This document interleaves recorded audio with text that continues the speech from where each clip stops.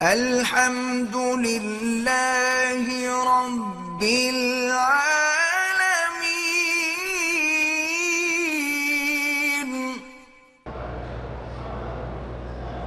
ایک اہل حدیث کہتے ہیں کہ فجر کی نماز ظہر تک ہو جاتی ہے، کیونکہ ایک دفعہ حضور کی آنکھ نہیں کھلی اور حضرت بلال نے بھی نہیں جگایا۔ گزارش یہ ہے جی کہ نیند آ جانے سے اگر آدمی سو جائے تو معذور ہے وہ۔ اور پھر یہ ہے کہ یہ حدیث بہرحال ہم نے نہیں پڑھی کہ حضور پاک نے کبھی ظہر کو پڑھی ہو فجر کی نماز۔ گھریلو پریشانی اور لڑائی جھگڑا ہوتا ہے تو یا لطیف ہو یا ودود ہو پڑھ کے اللہ سے دعا کیا کریں۔ ہم 4 بہنیں ہیں، ہماری اولاد نہیں ہے، تو آپ سورۃ یوسف پڑھ کے دعا کیا کریں، اللہ پاک اولاد عطا فرمائیں گے۔ اب علاج بھی کروائیں، چیک بھی کرائیں کہ نقص جو ہے وہ خاوند میں ہے یا بیوی میں ہے۔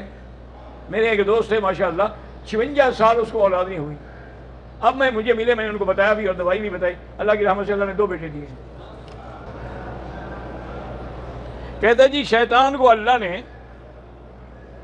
ایک پیدا کیا ہے، تو اب ہر انسان کے ساتھ شیطان ہے، تو شیطان 2 قسم کے ہوتے ہیں نا، من الجنۃ والناس، جنوں سے بھی ہوتے ہیں اور انسانوں سے بھی ہوتے ہیں۔ انسانوں سے تو آپ موجود ہیں نا الحمدللہ، کمی کیسے ہو سکتی ہے؟ جنوں کا بھی تو ایک بڑا تھا نا، آگے اس کی بھی تو اولاد ہے نا، ذریہ ہے اس کی۔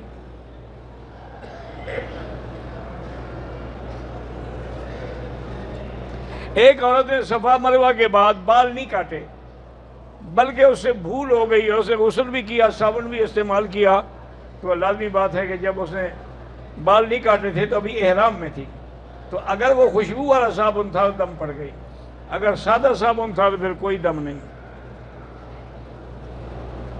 نئے سال کی مبارکباد دینا یہ کافروں کی رسم ہے۔ اگر یہ سنت ہوتی نئے سال، حضور کی زندگی میں 65 سال گزرے ہیں تو حضور کو بھی تو لوگ مبارک دیتے ہیں۔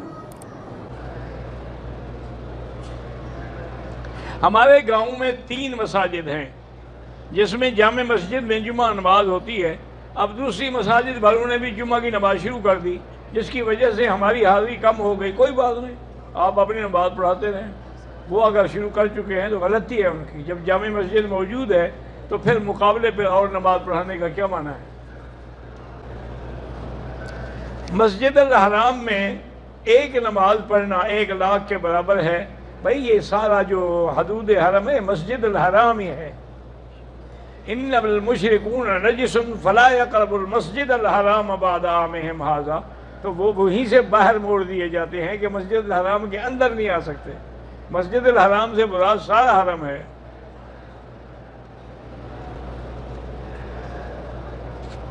کبھی کبھار گھروں پر یا کپڑوں پر خون کے چھینٹے پڑے ہوتے ہیں، یہ جنات کا اثر ہے، ہو سکتا ہے اللہ عالم۔ بہرحال سورۃ البقرہ پڑھ کے دم کریں، وہ پانی سارے گھر والے بھی پئیں اور گھر میں چاروں طرف بھی پھینکیں، انشاءاللہ پھر نہیں ہوگا۔ میرے والد صاحب جو تھے وہ حافظ قرآن تھے لیکن بھول گئے۔ قرآن کو یاد کر کے بھول جانا جو ہے گناہ کبیرہ ہے، اس لیے توبہ بھی کریں اور بعد میں پڑھتے بھی رہیں، باقی اللہ کے ہاتھ میں ہے۔ اورنگزیب کے لیے دعا فرمائیں کہ اللہ اس کو دین کی دولت دے، آمین۔ میں نے 2 دن پہلے عمرہ کیا، بال منڈوا دیے، اب 2 دن کے بعد میں نے پھر عمرہ کیا، تو بال منڈوانا جو ہے میں بھول گیا، دم پڑ گیا، انشاءاللہ پھر کبھی نہیں بھولے گا۔ جب 500 ریال کی بکری دیں گے نا آپ، پھر انشاءاللہ نہیں بھولے گا، اور بال بھی منڈانے ہیں۔ اگر صفوں میں اتصال نہ ہو لیکن صف نظر آ رہی ہو تو نماز ہو جاتی ہے۔